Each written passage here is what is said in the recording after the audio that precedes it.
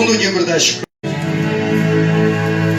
livro das Crônicas, capítulo de número 34, versículo de número 22. Segundo livro das Crônicas, capítulo de número 34, versículo de número 22. Aleluia.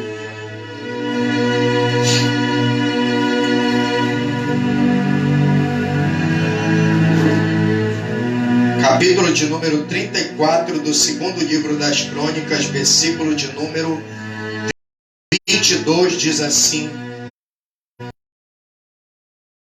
Os do rei foram ter com a profetisa Hulda, mulher de Salum, filho de Tocate, filho de Arás, guarda das vestimentas, e habitava ela em Jerusalém na segunda parte, e falaram-lhe naquele sentido. Amém, amados? Você pode tomar o seu assento louvando o nome do Senhor.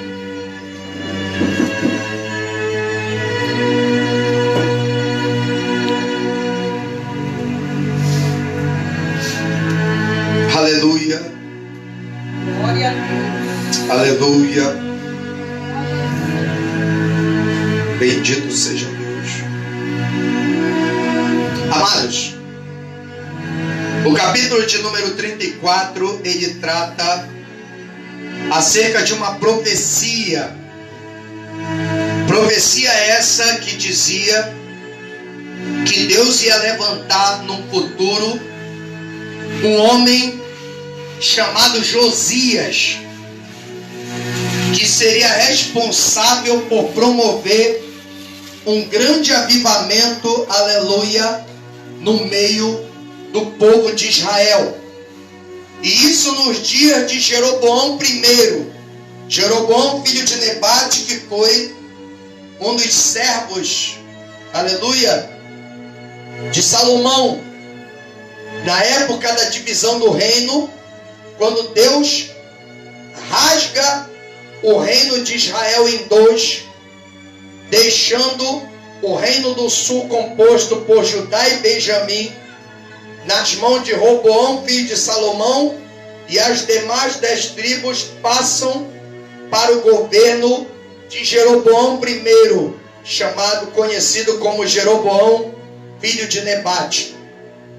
Mas a palavra de Deus diz, aleluia, que quando esse rei começa a governar, ele começa a realizar algumas coisas que trouxeram prejuízo e decadência espiritual para as 10 tribos do norte que estavam sob o seu governo. Porque durante o seu reinado, a palavra de Deus diz que anualmente os filhos de Israel, eles tinham por obrigação subir a Jerusalém para adorar a Deus na festa, aleluia, da expiação. E com medo de perder o seu governo, Jeroboão, ele começa a elaborar um culto rival ao culto de Jerusalém, mandando edificar 2 bezerros de ouro, sendo um estabelecido em Betel e outro estabelecido em Gilgal, e ordenando aos filhos de Israel, as tribos do norte, que não precisavam subir a Jerusalém para adorar a Deus, porque eles poderiam ali mesmo oferecer a sua adoração. E a palavra de Deus diz que o povo acata o decreto de Jeroboão e começa a adorar os bezerros de ouro.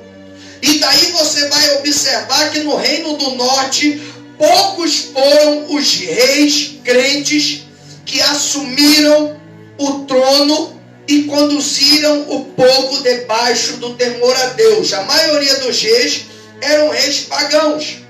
Mas o reino do sul foi o reino que mais teve rei crente, aleluia, governando sobre, aleluia, o povo de Deus. Sabe por quê? Porque eles estavam aonde a casa de Deus e a arca da aliança de Deus estava.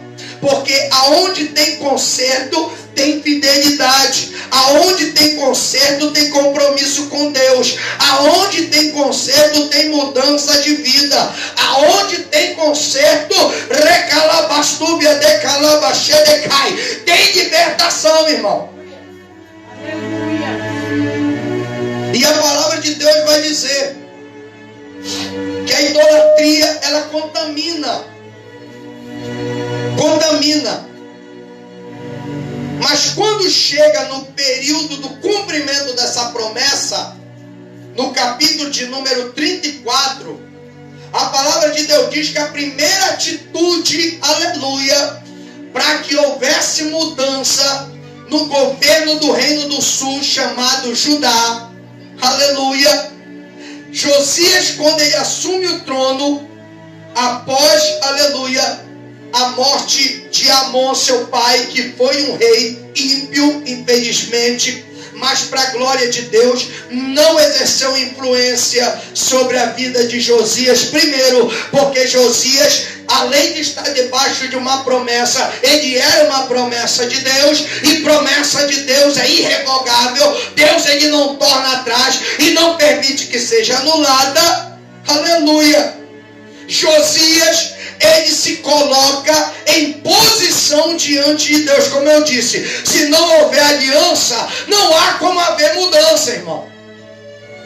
Crente que anda sem aliança é crente que não tem compromisso com nada, é crente que não tem compromisso com ninguém, é crente, aleluia, que não tem propósito. E a palavra de Deus diz que a primeira atitude de Josias foi abolir a idolatria. Josias, ele faz uma limpeza, começando por Jerusalém e abrangendo todas as cidades de Judá e Benjamim, para purificar a terra daquilo que estava interferindo na manifestação da glória de Deus no meio do seu povo. Eu quero dizer nessa noite, aleluia, enquanto você estiver acomodado com a situação, não adianta você achar que vai mudar, que não vai mudar, só vai piorar. Mas quando você tomar uma posição e começar a fazer o que Deus está te mandando, alguém pode até se levantar, não concordar, resistir e tentar te atrapalhar, mas não te preocupa, porque se Deus está na frente, Deus vai te dar capacidade de resolver essa situação. Mas do jeito que está, não pode ficar. E a palavra de Deus diz que Josias fez uma geral. E a primeira coisa, quando começou a abolir a idolatria, ele mandou fazer, foi purificar o templo de Deus, que estava cheio de ídolos e contaminado com a idolatria. Quando Josias, ele manda purificar o templo estava subvertido, estava uma bagunça. E a palavra de Deus diz que quando os trabalhadores estavam trabalhando para purificar o templo, a palavra de Deus vai dizer, aleluia,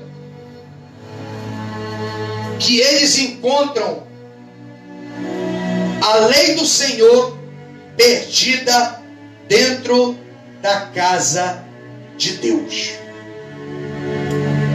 O rolo da lei de Moisés, que deveria ser a base, a fonte da adoração na casa de Deus, estava perdida dentro da casa de Deus. Você vai ler isso no versículo de número 15, quando Ilquias, o sumo sacerdote, acha o livro da lei perdido dentro da casa de Deus, dizendo: achei o livro da lei na casa do Senhor. Agora é interessante você perceber uma coisa: quem acha é porque procura. Quem acha é porque procura. As coisas só ficam perdidas se não tiver quem procure. As coisas só ficam perdidas se não tiver alguém com interesse suficiente para tentar colocar aquilo no lugar que está fora do lugar. Enquanto você não procurar, você não vai achar. Quando ele encontra, a palavra de Deus diz que ele encontra justamente o rolo de Deuteronômio, que fala sobre o castigo de Deus por causa da idolatria. E aquilo preocupa ele. Ele, com um escrivão chamado Safã, se dirigem até o rei Josias e apresentam o achado na mão de Josias. Quando Josias abre aquele livro, aquele rolo, e começa a ler o que estava escrito, a palavra de Deus diz que as palavras daquele livro preocuparam Josias, porque as palavras do livro que foi achado não eram palavras de vitória, não eram palavras de promessas de bênção, não eram palavras suaves, não eram palavras de consolação, era palavra de juízo, era palavra de conserto, era palavra de repreensão. E a palavra de Deus diz que quando ele lê e ouve as palavras daquele livro, ele se consterna em si e começa a chorar e se humilhar na presença de Deus. Sabe o que é isso, irmão? É reação de quem não se conforma com as coisas do jeito que estão. Enquanto as coisas erradas acontecendo não provocarem, aleluia, uma reação em você, tudo vai continuar do mesmo jeitinho que está e nada vai melhorar, irmão. Josias, ele se preocupou. A palavra de Deus diz que ele rasga no versículo 19 as suas vestes. Ele se humilha. E ele manda consultar a Deus. E a palavra de Deus diz que eles mandam, Josias manda os seus mensageiros, o sumo sacerdote, consultar uma mulher chamada Hulda, lá de Jerusalém. Sabe o que eu acho interessante? É que nessa época as mulheres, elas não tinham tanto respeito e consideração como deveria ter. Nessa época o homem tinha mais a primazia, porque era cultural de Israel. Mas sabe o que eu acho interessante? Que mesmo diante de tanta discriminação, de tanta situação dessa natureza em relação às mulheres, quando o rei manda consultar a palavra do Senhor, ele manda consultar justamente através de uma mulher. Essa mulher tinha um nome. Boa parte das mulheres no Antigo Testamento não aparece o nome, só aparece o feito. Mas essa aqui tinha um nome. E o nome dela era Hulda. E é sobre isso que eu quero falar nessa noite. O que levou esses homens, principalmente o sumo sacerdote, que tinha contato direto com Deus, consultar a Deus através da vida dessa mulher? Como ela conquistou tal patamar na presença de Deus no tempo em que as mulheres sofriam tamanho preconceito cultural? Eu fiz algumas anotações aqui, porque eu percebi algo que me chamou muita atenção nessa mulher, e o que falta em muita mulher hoje em dia. Eu percebi que uma das maiores razões pelas quais essa mulher, ela teve tal consideração, era por conta do seu empoderamento. É uma expressão muito usual nos dias de hoje. Empoderamento. E eu queria falar um pouquinho sobre isso. O que realmente é um empoderamento? No caso de Uda, um empoderamento feminino. Eu consultando o dicionário, eu consegui o seguinte enunciado. Empoderar é um verbo que reflete o ato de dar ou conceder poder para si próprio ou para outrem. Alguém que se torna uma fonte de autoridade. Que fala e acabou. Que fala e não é questionado. Que fala e é acatado. Figuradamente representa a ação de atribuir domínio ou poder sobre determinada situação, condição ou característica. É a pessoa que detém domínio. Empoderamento significa alguém que possui autoridade e domínio. Mas sabe o que eu acho interessante? É que tudo isso não surgiu na vida de Uda da noite para o dia. E nem foi conquistado de qualquer maneira.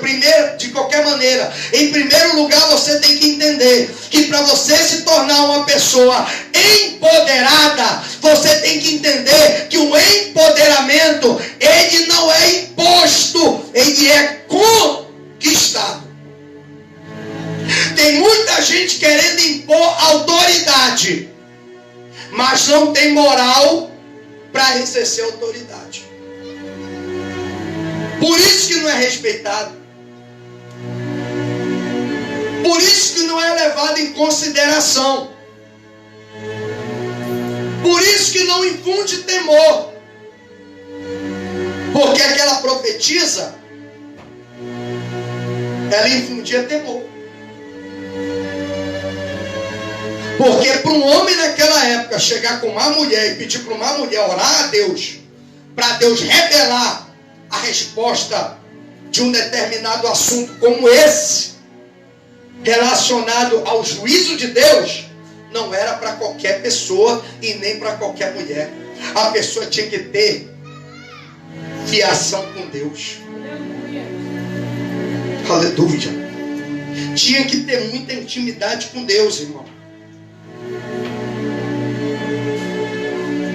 E tem alguns sinais que eu vejo na vida de Uda que me faz perceber o que verdadeiramente significa ser uma pessoa empoderada, seja ela homem, seja ela mulher.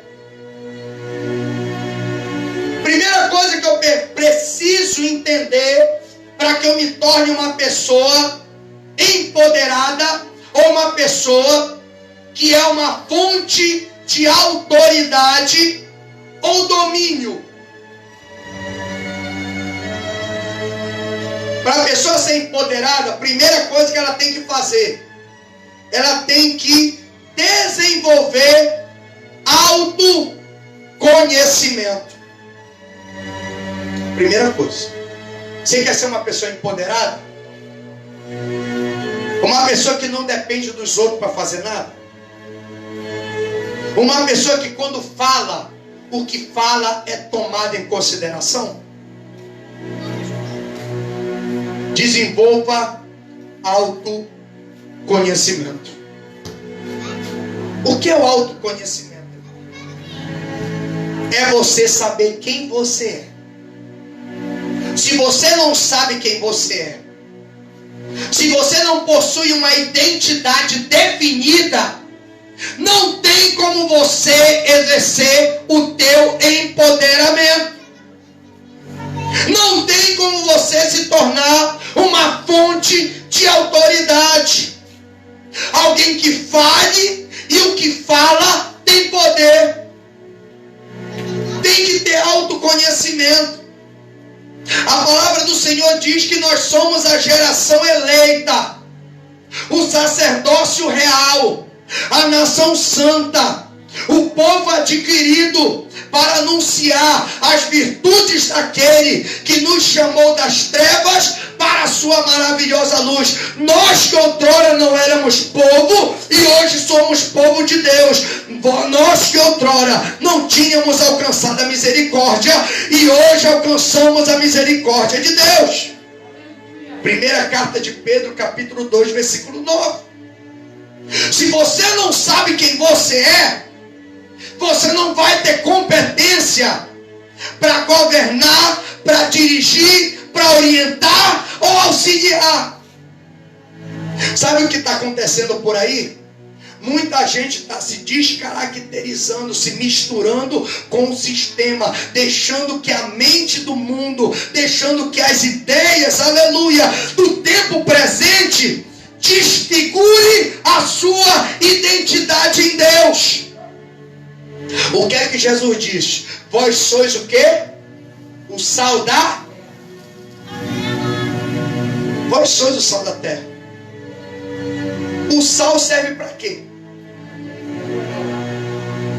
Para salgar. Não é isso? Para salgar. E esse ato de salgar tem dois propósitos. Primeiro, preservar. Segundo, nivelar o sabor. Uma comida sem sal, ela se torna o quê? Insossa. Quem gosta de comer comida insossa aqui, levanta a sua mão. Ninguém gosta. Por quê? Está sem sabor. Mas se colocar sal na medida certa, aí sim possibilita uma refeição agradável e satisfatória. Se o sal perder o sabor, o que acontece? Tudo mais perde a graça. É aquele crente sem graça, que já perdeu a identidade há muito tempo e quer fazer as coisas na marra para tentar aparecer, para tentar chamar atenção.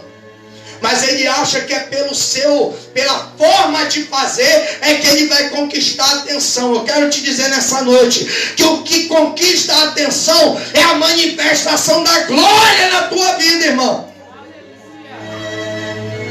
É você se abstendo do que contamina, para que verdadeiramente você faça a diferença. Eu não vejo a profetisa Hulda se metendo na vida dos outros. Eu não vejo a profetisa Hulda andando com conversa fiada com os outros. Eu não vejo a profetisa Hulda falando mal dos outros. A palavra de Deus diz que esta mulher era uma mulher profetisa. Era uma mulher que gastava seu tempo, ou posso dizer melhor, invertia o seu tempo falando com aquele que tem todas as respostas para todas as questões. Quem sabe quem é, sabe quem serve, sabe por onde anda, sabe o que está fazendo. Tem gente que quer ser empoderado, mas já perdeu a identidade, irmão. Se comporta como se Deus não existisse. Começa a se misturar com as coisas do mundo. Começa a pensar como o mundo pensa. Começa a falar como o mundo fala. Começa a se conduzir como o mundo se conduz. Em vez de se recatar, em vez de andar com modéstia, em vez de evitar escândalo, ele faz tudo o contrário. Porque a palavra vai dizer que essa mulher era uma mulher casada.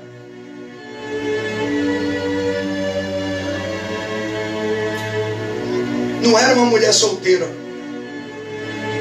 e nem mulher divorciada. Ela era uma mulher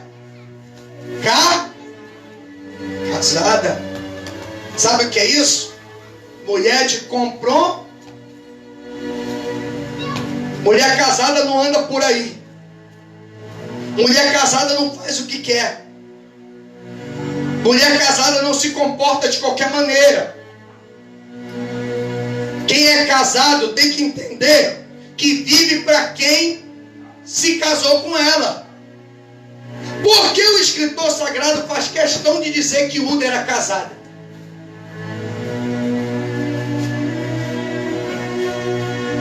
Por quê?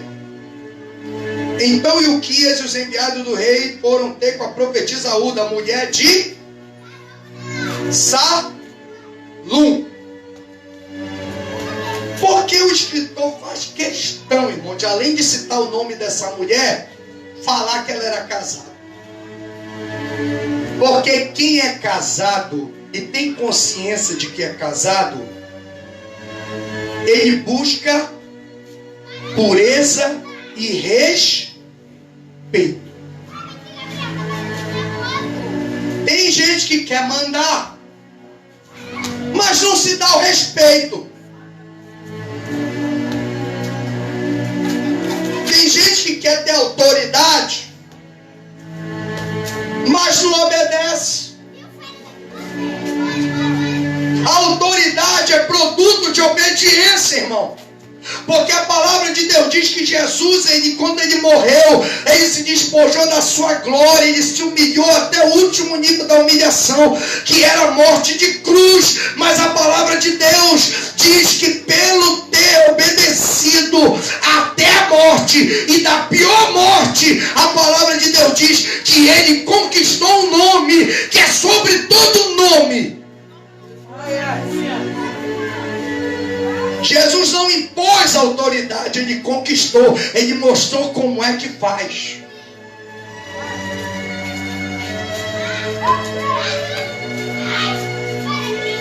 Não adianta você ter um ministério e uma casa bagunçada. Não adianta você ter um ministério e você não respeitar quem está com você. Porque você vê que o marido dela, ele tinha uma responsabilidade. Ele era guarda das vestimentas. Ele era servo de Deus que trabalhava no santuário, guardando as vestes sagradas. Então a sua mulher tinha que o quê? Tinha que ter respeito. Porque não era qualquer um que tocava nas vestes santas, não. O camarada tinha que ser santo. O ministro tinha que ser santo para poder tocar nas vestes santas. Não era qualquer um que entrava no templo e cuidava das vestes. Tinha um alto padrão de exigência. Então o marido dela não era qualquer pessoa. E pela influência direta do marido, a mulher assume também a sua responsabilidade com Deus em dar lugar como profetisa. Aleluia. Você vê que são ministérios diferentes, mas que coexistem. Não é porque o teu marido não prega como você que ele não merece ser respeitado por você. Não é porque a tua esposa não canta como você que ela merece ser depreciada. Os ministérios não podem ser competitivos, eles têm que coexistir. Enquanto não houver uma unidade, um respeito, você pode virar cambalhota, pode rodopiar, pode sapatear, pode fazer o que quiser, irmão. você não vai ter a devida consideração que merece. Aí não adianta querer forçar a barra e dizer que é profetiza, que é isso, que é aquilo outro. Porque toda autoridade é fruto de obediência. Tudo começa dentro de casa. Ela era uma mulher casada. Ela teve que desenvolver o autoconhecimento. Ela teve que saber quem era. Tem gente às vezes que não sabe quem é na presença de Deus. Na casa de Deus é uma coisa, em casa é outra, na rua é outra, na faculdade é outra, no trabalho é outra. Não tem uma identidade definida. Aí quando chega na obra de Deus, pega fogo. Quando chega no trabalho, os colegas não sabem quem é. Se é crente ou não é. Aí vai lá no perfil do Facebook, o santo, a santa, está todo alinhado. Chega na rua, chega na escola, chega no trabalho, o santo, a santa está todo desalinhado. Principalmente se for casado. Autoconhecimento. Irmão, entenda quem você é na presença de Deus. Se você quer que Deus te dê autoridade para exercer o teu ministério, então toma uma posição na presença de Deus. Não deixa que a tua conduta venha censurar o teu ministério, mas que a tua conduta venha cooperar com o teu ministério. Porque tem gente que está te observando. A mulher era casada. A mulher era casada. E casamento para Deus é sagrado, irmão. Se você não dá valor ao teu casamento, reveja os seus conceitos, porque o teu ministério também depende do teu casamento. Depende da forma como você se relaciona em família. Se você não obedece ao sacerdote da casa, não vai ser o teu pastor que você vai respeitar.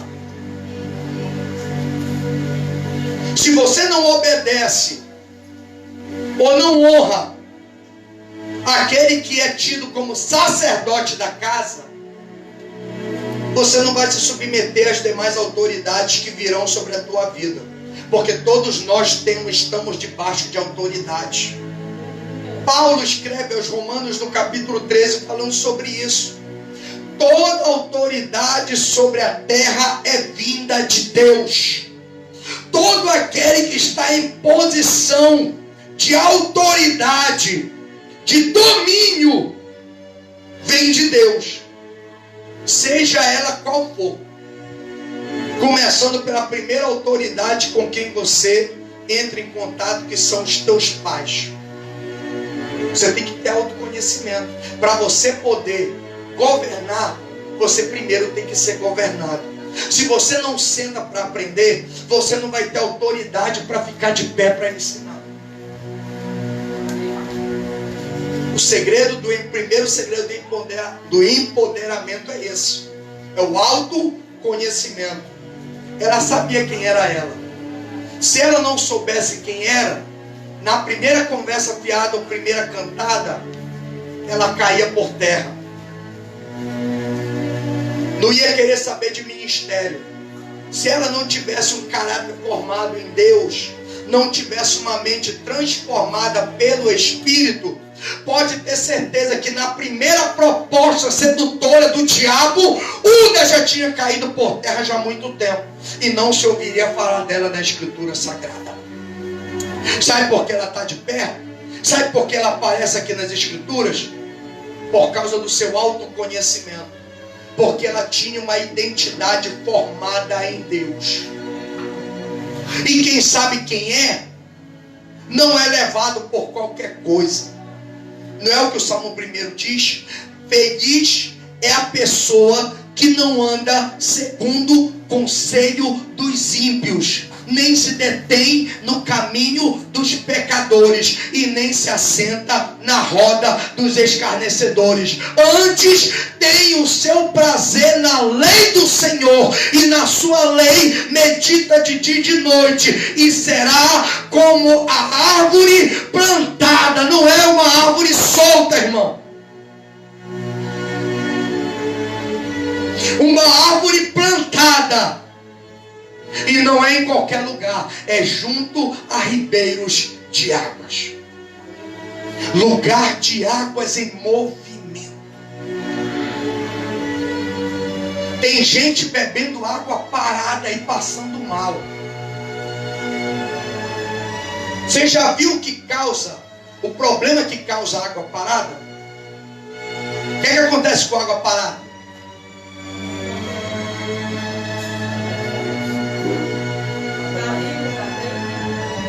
Qual a primeira coisa que você identifica quando vê uma água parada? O local está cheio de limo, lodo. Porque a água em movimento, a sujeira não para, não adere, não pega. Aleluia. Sabe por que tem gente caindo, gente pecando? Porque a água está parada, o pecado está agarrando, está marcando, está sujando. Água corrente não, irmão. Água corrente, a sujeira não para sujar, para pegar, para aderir. Não dá tempo.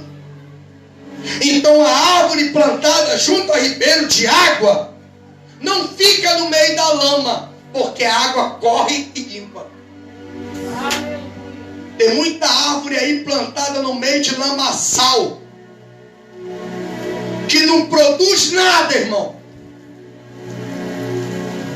porque não foi plantada junto a ribeiro de água. Não foi plantada junto a ribeiro de água. Tem gente que parece que está plantada num valão, onde só recebe dejeto dos outros. Vem um e lança um dejeto. Não vai por aí não, rapaz. Para com isso, deixa de ser bobo. Usa malandragem, isso, aquilo, outro e tal. Só senta onde não deve. Só para onde não deve. Só fala com quem não deve. Só se envolve com quem não deve. Aí sabe o que é que vai para dentro dele? Dejeto. Aí adoece. Perde a identidade. Se contamina, adoece. E não somente adoece, mas transmite a doença para os outros que também não têm identidade formada. Aí sabe o que é que acontece? A contaminação é geral. Sabe qual é o segredo da purificação? É ser plantado no lugar certo. Águas correntes. Porque o lodo é removido. Não dá tempo de formar lodo. Não dá tempo do mosquito sentar e jogar as larvas dele ali. Não tem. Uda não tinha tempo para ficar parada, detida em coisa que não produzia fruto de arrependimento. Uda tinha mais o que fazer. Tinha que cuidar da casa, tinha que cuidar do marido. Aqui não diz que ela tinha filho, só diz que tinha marido. Uda não tinha tempo para ficar na porta olhando a vida dos outros. Quando não estava cuidando da casa ou cuidando do marido, estava buscando Deus, porque a hora que chegasse alguém querendo saber de Deus, ela tinha que estar com a palavra de Deus para falar, irmão. Lembram que está lá em Malaquias 2,7? Porque os lábios do sacerdote guardarão a ciência, e da sua boca buscarão a lei. Por quê? Porque ele é o anjo do Senhor dos exércitos. Ela, como mulher de sacerdote, tinha que conhecer a lei. Ah, mas eu não tenho chamada para isso. Você não tem chamada para isso. Mas você, em Deus, é um verdadeiro adorador, irmão. E para adorar em espírito e em verdade, tem que se alimentar da fonte. Tem que ter identidade. Tem que se aprofundar na palavra de Deus. Porque sem a palavra, a contaminação é certa, irmão. Ao invés de sair palavra que edifica, começa a sair palavra que mais dispersa e envenena do que santifica e cura. Você vê que quando eles foram procurar a mulher já tinha a palavra na ponta da língua. Sabe por quê? Porque estava ligada. Olha aqui. Eles falaram naquele sentido. Que sentido? O que estava acontecendo. Sabe o que ela respondeu? Ela diz, versículo 23. Assim diz o Senhor, Deus de Israel: dizei aos homens que vos enviou a mim. Assim diz o Senhor. Já estava com a resposta na ponta da língua. Ela poderia ter pedido um prazo para buscar Deus. Mas sabe por que ela não precisou de prazo? Porque ela já estava buscando a Deus. Autoconhecimento. Se você é um sacerdote, se você é um mensageiro, você não tem que esperar a hora de ser enviado para buscar Deus e saber o que tem que falar. Você já tem que estar com a palavra na ponta da língua, para quando chegar, você já saber o que dizer, irmão. Tem gente que só se prepara quando chega a hora. Aí se enrola todo. Aí se enrola todo. Aí passa vergonha.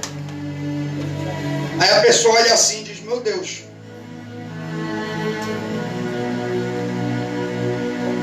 como é que eu vou me aconselhar com uma pessoa que não sabe nem o que está fazendo?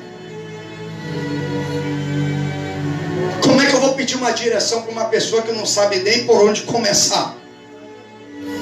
Está perdido mais que cego no meio do tiroteio. Profetiza Uda não. Eles chegaram: olha, está acontecendo isso aqui. Manda dizer ao homem que vos enviou que o Senhor diz assim, assim, assim e assim. E porque ele se humilhou, não vai acontecer nos dias dele. Acabou. Agradeceu, fechou a porta e voltou a fazer o que estava fazendo. Não ficou de porta de conversa fiada. Autoconhecimento. Saiba quem você é. Tem sempre alguém te observando. Uns estão querendo se espelhar. Outros estão querendo estudar para evitar ser o que você é, se não estiver na posição com Deus. Segundo, ter autoestima. A pessoa que não tem autoestima, sabe o que acontece? Acha que não é capaz. E você não depende dos outros para ter autoestima. Se você sabe quem você é, você sabe que sem ele você não dá conta. Você pode até reconhecer que você não dá conta, mas quem está contigo é que vai te ajudar. Glória a Deus, aleluia. Mas o Espírito da verdade, o Espírito Santo, o outro Consolador, que o Pai enviará ao meu nome, ele vos ensinará todas as coisas e vos fará lembrar de tudo quanto eu vos tenho dito. É para você não se sentir incapaz, sabendo que não é você que vai falar.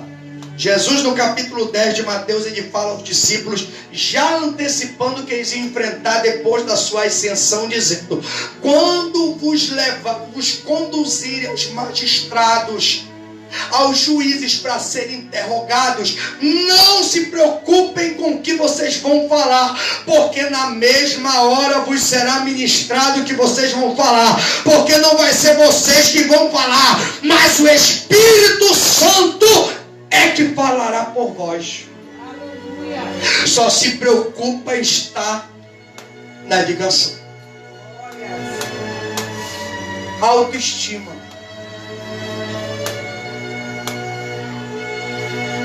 Eu não consigo. Eu não posso. Não dá. Irmão, só não dá se você não quiser. Não aceita os outros falarem de você uma coisa que não corresponde à tua realidade. Porque quem dá a última palavra na tua vida é Deus. Moisés falou: mas Senhor, eu sou um homem de língua pesada. Quem sou eu para falar diante de Faraó? Não sou nada. O Senhor falou: quem foi que criou a língua? Quem foi que criou o ouvido? Quem foi que fez a boca? Mas não dá. Não dá. O teu irmão Arão, ele vai falar por ti. Fala bem, não fala? Fala, então ele vai falar por ti. Ele será o teu profeta e tu lhe será por Deus. Acabou, irmão. Acabou. Não tem conversa com Deus. Você pode inventar desculpa que você quiser. Deus vai dar sempre um jeito para mostrar que se você quiser, você consegue. Não deixa ninguém baixar a tua autoestima. Porque quem te capacita é Deus. A Escritura diz, Paulo, levantando a autoestima dos coríntios, lá na primeira carta ele fala, porque vede entre vós, que muitos de vós não tem tanta sabedoria, não tem tanta capacidade, porque Deus escolheu as coisas loucas desse mundo para confundir as sábias, as coisas fracas deste mundo para confundir as fortes, as coisas vis, desprezíveis, e as que não são, para confundir aqueles que são. Não é você que faz. Faz o que o salmista do Salmo 81 fala. Abre bem a tua boca e eu te encherei. O teu trabalho é abrir a boca. O resto, deixa Deus que faz. Deixa que Deus faz. O teu trabalho é só abrir a boca. Se for para cantar, canta. Se for para orar, ora. Se for para pregar, prega. Mas quem vai dar o resultado é Deus. Glória a Deus, aleluia. É Deus. Eu tenho que ter autoestima, irmão. Se eu não acredito no meu ministério, na minha capacidade, como é que eu vou poder fazer alguma coisa? Se eu não crer que eu sou capaz de te conduzir para a presença de Deus e te preservar para o dia do Senhor e fazer o que eu estou fazendo aqui, como é que eu vou ter condições de apacentar você? Eu tenho que confiar em mim. Eu tenho que acreditar que eu posso fazer. Se Deus me colocou aqui, então é porque eu posso. Tenha autoestima positiva, irmão. Lá em cima. Não deixa ninguém te diminuir. Porque quem te capacita é Deus. Você pode até não saber tanto, mas se você se dedicar, Deus vai te capacitar. Mas Deus só capacita quem busca. Deus só capacita quem estuda, quem se estrutura, quem procura conhecer. Porque Uda não dependeu do marido para ser o que era. Uda teve que estudar, teve que ler, teve que consagrar, teve que descer a casa do oleiro para poder ser uma mensageira de Deus. Então, irmão, não espera pelos outros aquilo que só você pode fazer. Autoestima. Saber se priorizar. Quer ser empoderado? Sim ou não? Quer ser empoderado? Quer ter domínio das coisas? Quer ser fonte de autoridade? Então te prioriza. Tem muita gente priorizando outras coisas e está ficando em segundo plano. Não separa momento para orar. Não separa momento para estudar. Não separa momento para meditar. Sempre priorizando outras coisas e se colocando em último plano. Sabe o que vai acontecer? Todos que você está ajudando vai passar e você vai ficar. Saiba se priorizar. Uda, como uma mulher casada, ela não poderia ser uma mulher relaxada. Porque para manter o casamento também tem que manter a aparência. Porque se deixa de passar um perfume, vai ficar como? Deixa de cuidar o cabelo vai ficar com coisa aí, recado. Mas de forma decente. Ou você acha que quando Uda recebe os mensageiros do rei, ela vem com aquele vestido com aquele furo de as traças? Se porta como uma mulher de Deus. Porque o teu Deus é dono do ouro e da prata. Não é um Deus miserável. Não é um Deus que gosta de bagunça. Ele gosta de ordem e decência. Isso fala de aparência também. Aleluia.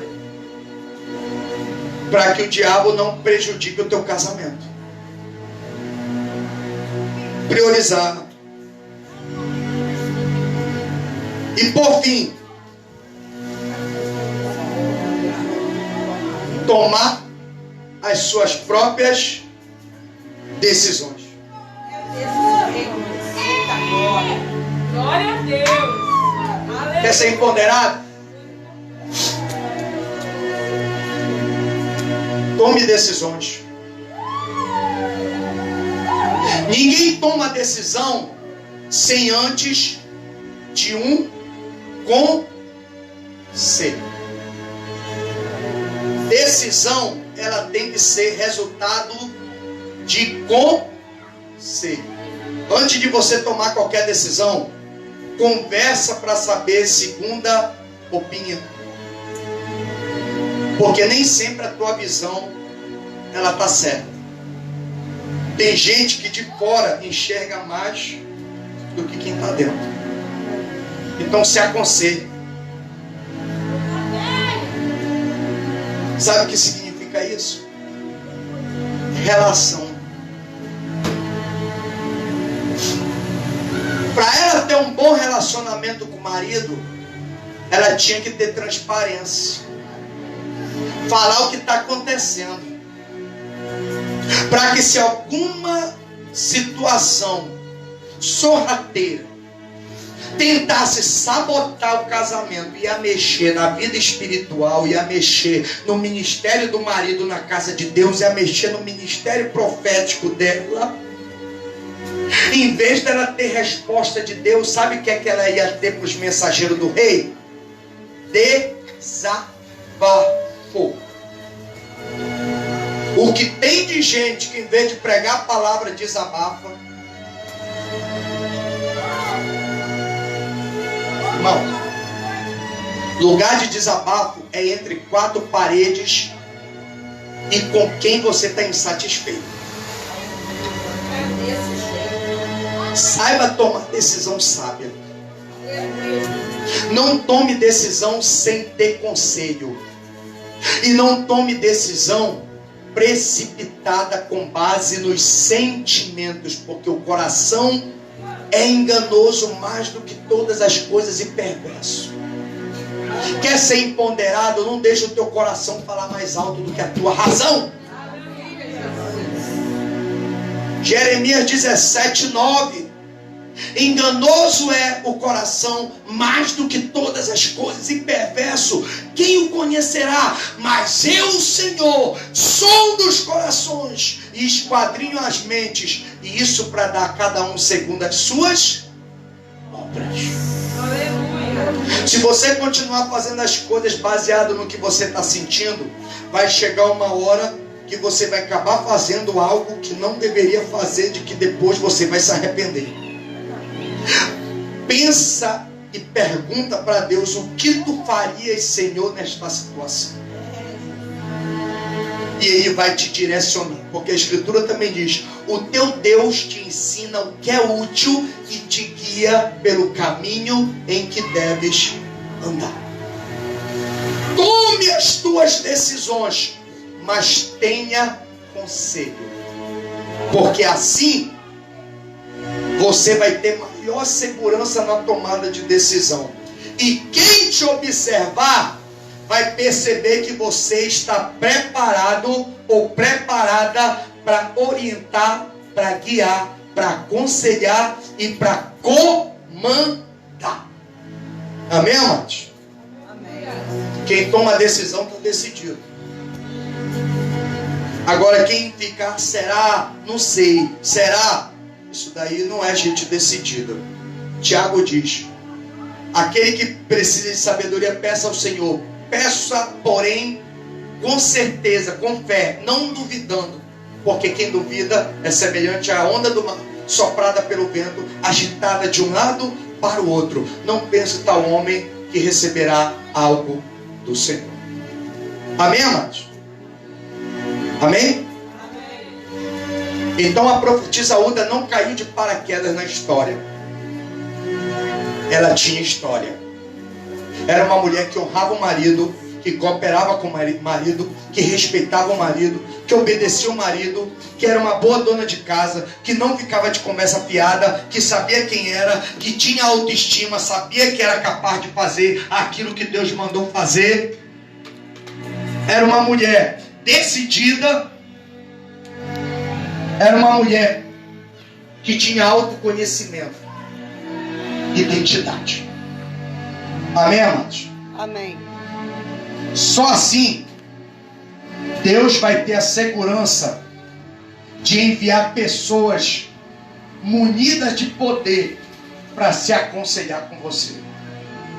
Aí Deus vai enviar aqueles que Ele prometeu enviar, e você vai conseguir fazer aquilo que Deus prometeu que você ia fazer. Amém, amados? Coloque-se de pé nessa noite. Empoderamento. Não é isso que a mídia está ensinando, que mulher não precisa respeitar marido, que mulher não precisa ter família, que mulher faz isso, faz aquilo, tudo só. Não, Uda não fazia nada só. Uda respeitava o marido, era influenciada pelo ministério do marido, cuidava da casa, era uma mulher de respeito. Quando chegava na casa de Uda, o povo tinha que prestar reverência. Porque o que a mulher falava, Deus chegava e revelava. Você vê que ela nem perguntou tanto pelo assunto, só falaram: olha, o rei mandou a gente aqui para te consultar a respeito disso aqui que a gente encontrou perdido lá na casa de Deus. Eles nem abriram para ler o que estava acontecendo. Só falaram: olha, o rei mandou a gente te perguntar sobre isso aqui que encontramos lá, essa escritura. Foi o que aconteceu. Deus tomou a profetisa e começou a falar. Aí revelou tudo o que estava no livro, o que ia acontecer e quando ia acontecer. Porque quando Deus fala, Ele não deixa dúvida. Mas Ele só dá certeza quando a pessoa está em posição com Deus. Aleluia.